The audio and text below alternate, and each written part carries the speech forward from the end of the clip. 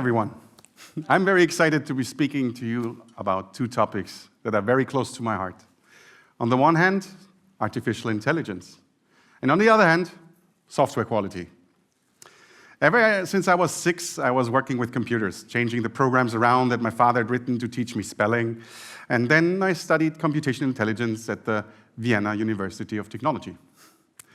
And this was part logic, part heuristics, meta-heuristics, part machine learning, and all of that fascinated me. And I was always dreaming about a world where these things touch us in our daily lives and are not just some specialized tools for industry or research or something like that, but actually have an impact on our daily lives.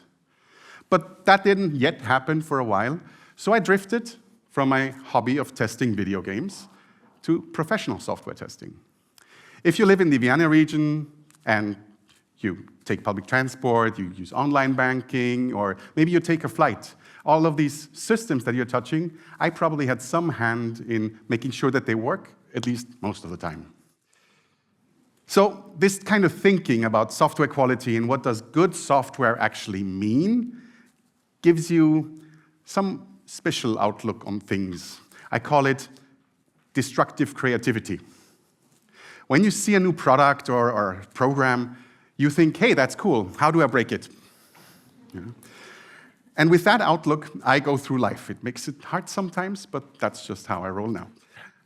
So, a couple of years later, we all know what happened. AI burst onto the landscape. Every day there's some new breakthrough or hype. It's really, really interesting. These systems now draw pictures, make videos, write text for us. They write songs. And that's very, very exciting because nobody has actually programmed these systems. They learned their behavior and what they can do from a whole bunch of data. But that raises a lot of questions when it comes to software quality. These systems we interact with very differently from traditional systems. And they also respond in a very different way. We ask them questions in an open-ended way, almost conversational. We verbalize and articulate what we want, and we hope that they do what we want. And when they respond, it's also usually not a well-defined answer that you can say, oh, this is right or this is wrong. It's text, it's a video, it's a picture, it's a song. So how do we make sure that this song is correct or not? Let me give you an example. In traditional software, if I, for example, ask a computer to calculate 2 + 2, the answer is crisp, clear. It's probably 4, right? So we know that this is correct because we have something called a test oracle. We know exactly what the result should be because of mathematics or a formula or an expert. So we have some kind of measuring whether or not the response is correct. But if I now ask an AI to tell me about the impact of the French Revolution on the fermentation process of white bread, then this is not an exact answer that I'm going to get. It's also not an exact question that I'm asking. I'm getting an exploration of history, culture, baguette, all of these things. And I need to have some kind of way of verifying whether or not this response is accurate, whether it's helpful, whether it's what I wanted.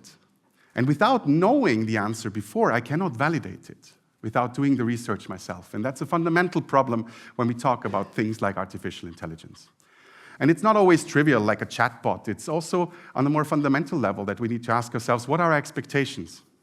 Another example is autonomous driving. Let's take a self-driving car, right? What do we expect? 0 accidents? Is that realistic?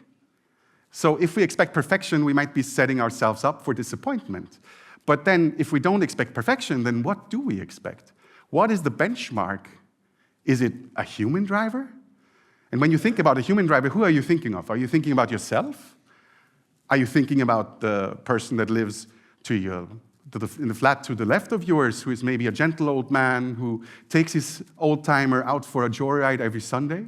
Or is it maybe the lady living in the flat next to yours on the right, who is a trained safety driving instructor? So the question is not only do we compare it to a human or not, but also which human. And even if we decide our expectations, what happens if something goes wrong? What happens if an accident happens? Who is responsible? We humans always look for accountability and responsibility. And in that case, is it, if there's a self-driving taxi and there's a big accident, who is in charge? Whose fault is it? Is it the person riding the taxi? Because after all, they gave the instruction to drive somewhere. Or is it the taxi service because the car belongs to them and it's their property? Is it the manufacturer, the designer? Is it maybe even the car itself and we should put that car in jail now? So there's a whole bunch of questions that open up now. And this is maybe a bit of an extreme example, but it's also in a lot more subtle ways that these systems now influence and enter our lives. We turn our lights off and on with artificial intelligence. Yeah. We get recommendations for the next song that we should listen to from artificial intelligence. When we take a picture with our phones, in almost every phone now, artificial intelligence is making sure that we look good. So, what are our expectations? We need to ask ourselves, what do we want and how do we put in the safeguards? Because technically, we can put in safeguards, and there's a whole bunch of techniques for making sure that software does what we want. There's entire professions around it, books, methodologies, all of that just to make sure that software works the way that it should. And many of these we can apply also to artificial intelligence, but we need something more. It's not around only correctness, truthfulness.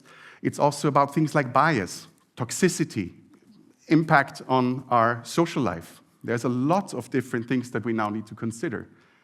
And also for that, we can find methods. We can quiz AI. We can have human oversight. We can put another AI in charge of making sure that this AI does what it's supposed to be. And there's regulations and standards all around that. But they all come down to one fundamental question. What is it that we want these systems to do? And what is it that we don't want these systems to do? So that being said, I leave you with a statement and a request. The statement is, with this change, we are the ones in the driver's seat. Yeah? And the request is, okay, if we're in the driver's seat, then let's take the wheel. Let's all very consciously think about what we want, how we can make sure that this is also kept, and how we navigate this future with AI as a global population of humans, as organizations, but also as individuals.